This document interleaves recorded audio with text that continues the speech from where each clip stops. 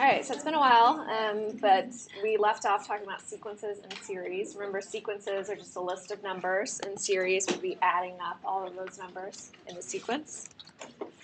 So we're going to talk about a particular type of sequence today, and it's called an arithmetic sequence. Okay, so an arithmetic sequence, you're going to add the same number each time. So we say that it has what's called a common difference. So for the sequence A1, A2, A3, A4, A5, the common difference, we call it D. So D is going to equal the second term minus the first term. You could say the third term minus the second term, the fourth term minus the third term, and so on. So you just take a particular term and you subtract out the term before it. So A2 minus A1, or A3 minus A2, A4 minus A3. All right, so determine whether or not the sequence 7, 3, -1, -5, -9 is arithmetic. Okay, so basically we want to be able to take one term and subtract out the term before it. So if I do 3 and then subtract out 7, what do you get? -4. I personally think the easiest way to think about it is start with the first term and say, what do I do to get to the next term? You subtract 4, right? So that's your common difference. You're subtracting 4 each time. So am I doing that each time? 3 to -1. Subtract 4. -1 to -5. Subtract 4, right? -5 to -9. Subtract 4. So yes, it's arithmetic.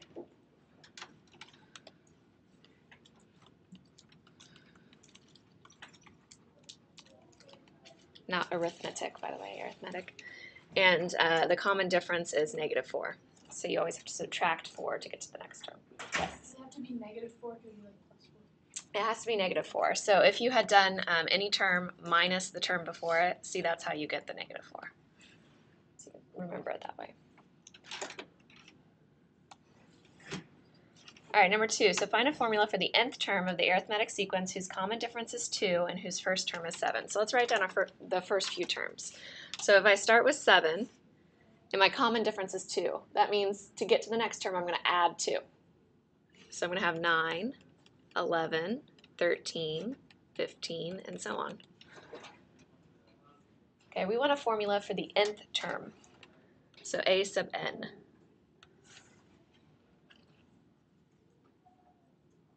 Okay, so I started with 7. If I wanted to get to the second term, how many of these +2s did I add? 1. If I wanted to get to the third term, I added 2 of those +2s. If I wanted to get to the fourth term, I add 3 of those +2s. Oh, I wrote +3, +2. Does this make sense? So if I want to get to the 10th term, how many +2s do I add? 9. So if I want to get to the nth term, how many do I add? n-1, right? So n-1 times 2, or you could write the 2 out front, doesn't matter. So this is, I always call it like the number of swoops.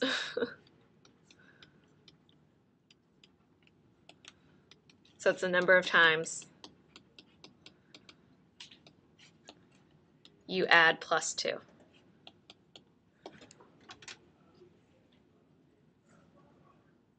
Okay, so let's see if that works. So if I simplify that, that's going to be A sub n equals 7 plus 2n minus 2.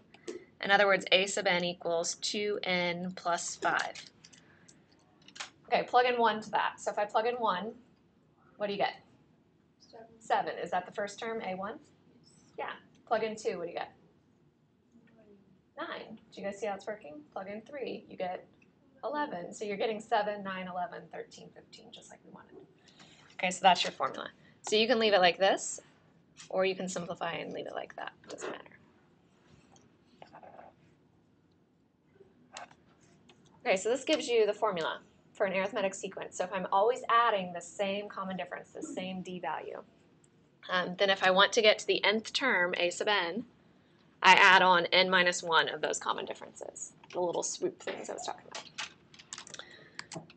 Okay, so d is the common difference, and a sub 1 is the first term.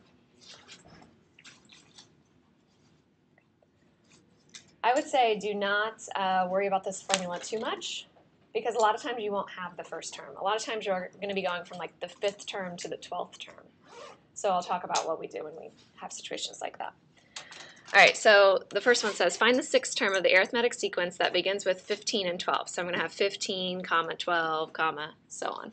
Now this one's not so bad. If I'm getting the 6th term, we could do this by hand. What am I subtracting out each time? 3. So you could say, oh, well, the next one's going to be 9, and then 6, and then 3, and then 0. So see how you could get the 6th term? Okay, but I'm not nice on your test. I asked for things like the 10,000 in first term. Okay, so you can't always do that by hand. So just know that you're going to need to know these formulas. All right, so let's figure out how I would do this with the formula. So if I want the 6th term, I'm going to start with the first term, and I'm going to add on 5 of those common differences. If I'm going from 15 to 12, my common difference is -3. I'm subtracting 3. 15 to 12, common difference is -3. What's A1? 15, that's the first one, right? This is going to give me the 6th term. So I'm going to have 15 minus 15, so you do get 0.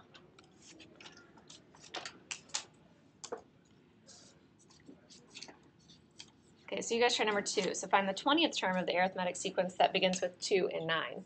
So find the 20th term.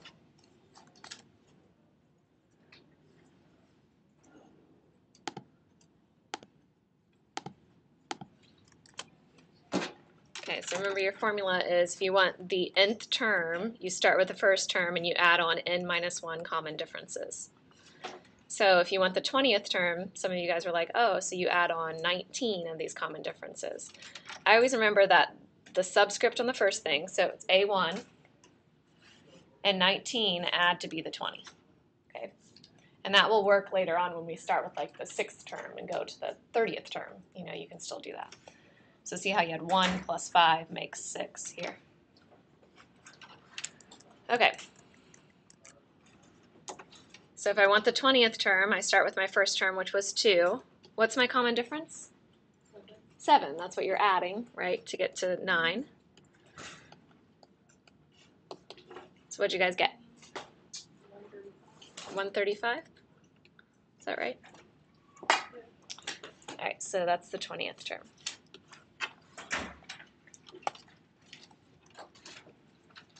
All right, so now this one's one that's a little different. So now it says the 5th term of an arithmetic sequence is 190, and the 10th term is 115.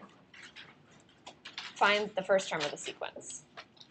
Okay, so it's a little bit harder. So you can think about if you had the 5th term, you go to 6, 7, 8, 9, 10.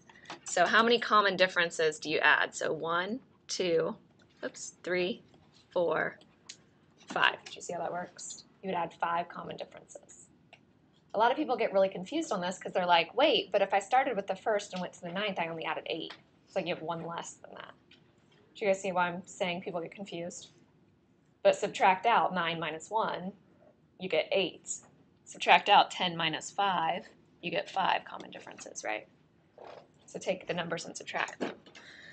All right, so basically I have, if I'm starting with the 5th term, A5, in order to get to the 10th term, I need to add on 5 of those common differences. That's our equation.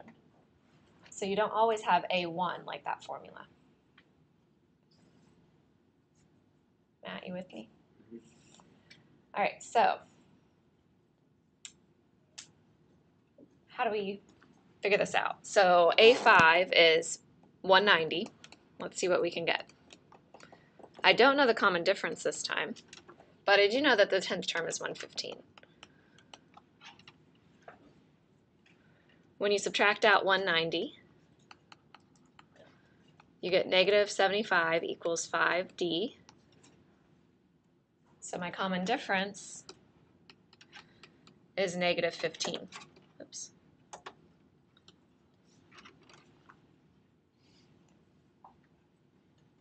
Okay, what we want though is not the common difference, we want the first term. So find the first term of the sequence. That's what we want. So now I need to set up some kind of equation to find that first term. Okay, you can use either number. You can use the 5th term or the 10th term. I usually use a smaller number, like the 5th term.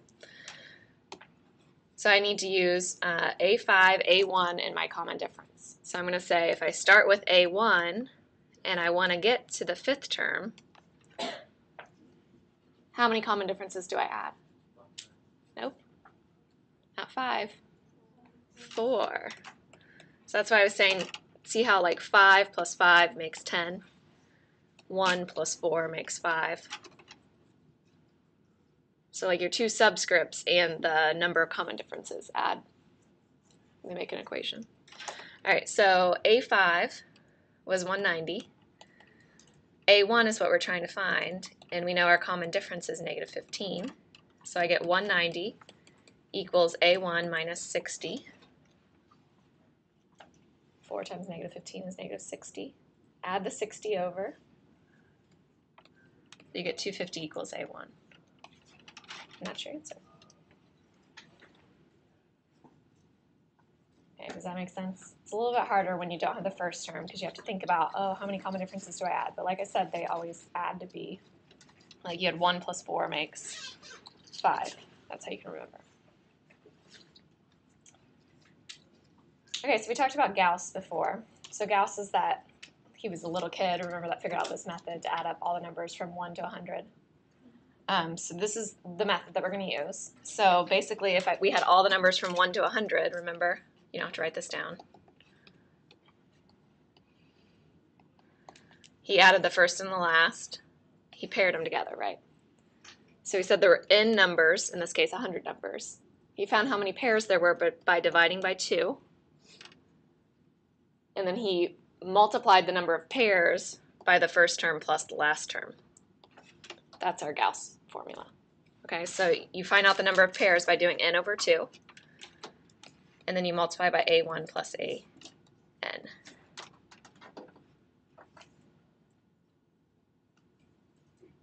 Okay, it doesn't matter if you have an odd number of numbers. If you have 99 numbers, it still will work. So even if n over 2 isn't a nice whole number, it will still work.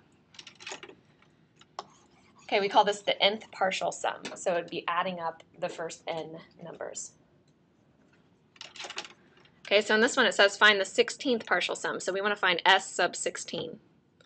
So in order to do that, I would do 16, I'd divide by 2. I'd multiply by a1 plus a sub 16.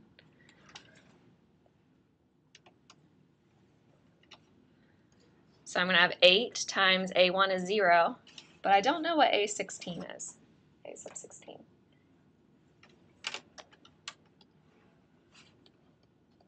So we need to find it.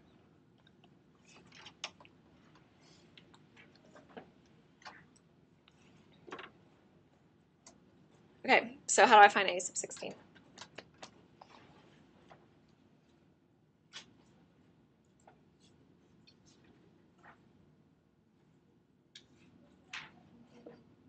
Carolyn, do you know?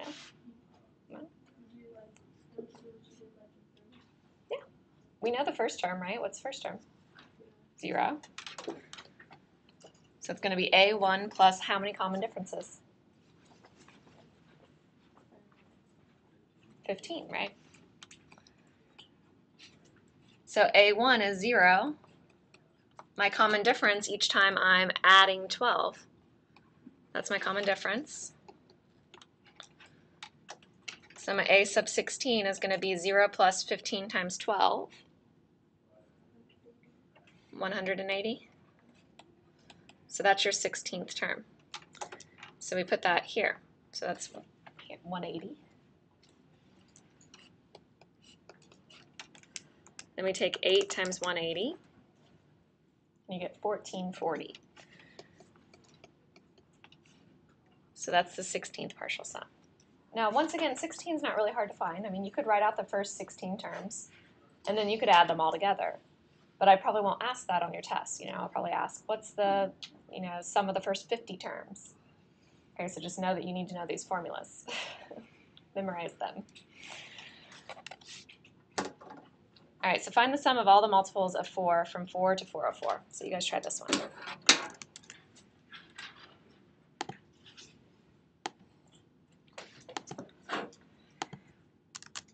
All right, so if you list them out, so if you had all the multiples of 4 from 4 to 404, you'd have 4, 8, 12, 16, and so on, all the way to 404. All right, this first one is A1. 8 is A2. 12 is A3. So you see how this is working? So this is going to be A4. That's 4 times 4 makes 16. 4 times 3 makes 12. 4 times 2 makes 8. So this is A101.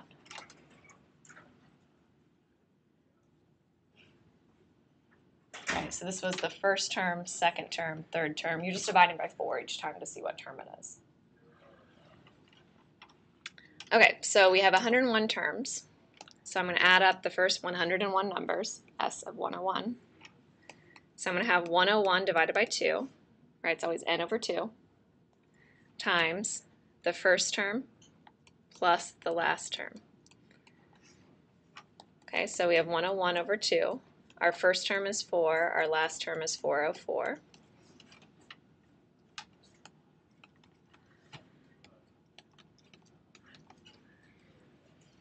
You can do this a couple different ways. I do 101 over 2 times, this would be 408. And since 408 is divisible by 2, I can reduce that way. So I could say it's 204 times 101. It doesn't matter. But what you guys will probably do is 101 divided by 2, and you'll get 50.5. And then you're going to take that times 408. So you should get 20,604. Is that what you guys got? Okay. All right, so Anton owns a car dealership. He spends $18,000 on advertising the first year, and he wants to increase his advertising expenditures by $1,400 each year. How much will be spent on advertising during the first 9 years? Okay, so you can write the first few out. So you could say, okay, well, I'm going to have $18,000 for the first one. And then I'm going to add $1,400, so that means I'm going to have $19,400, and so on. Again, this one wouldn't be too bad to do by hand. It's just the first 9 years. If I ask the first 25 years, it's a little bit harder, right? All right, so your common difference is that $1,400. We want to find the sum of the first 9 years. So if we do this, I'm going to do 9 divided by 2, and I'm going to multiply by A1 plus A9.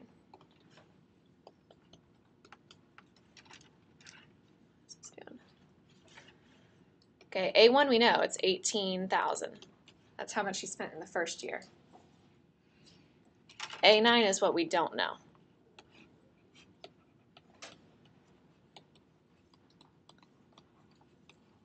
So that's the amount that he spent in the 9th year.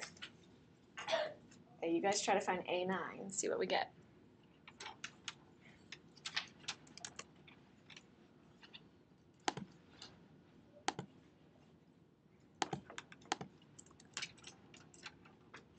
Okay, so A sub 9, if you want to find that, you start with the first term, you add on 8 common differences.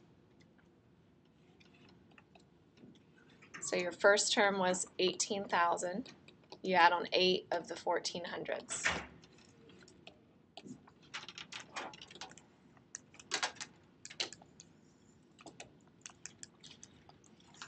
Okay, so you get 29,200 for the 9th term.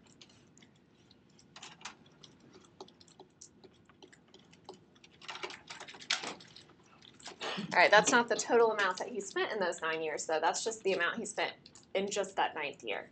So you need to add up all those 9 years. So we use that Gauss formula. So n over 2 times A1 plus AN. So you do 18,000 plus the 29,200 and multiply by 9 divided by 2. So you should get 212,400. And that's in dollars. Does that make sense? Let's have the last one.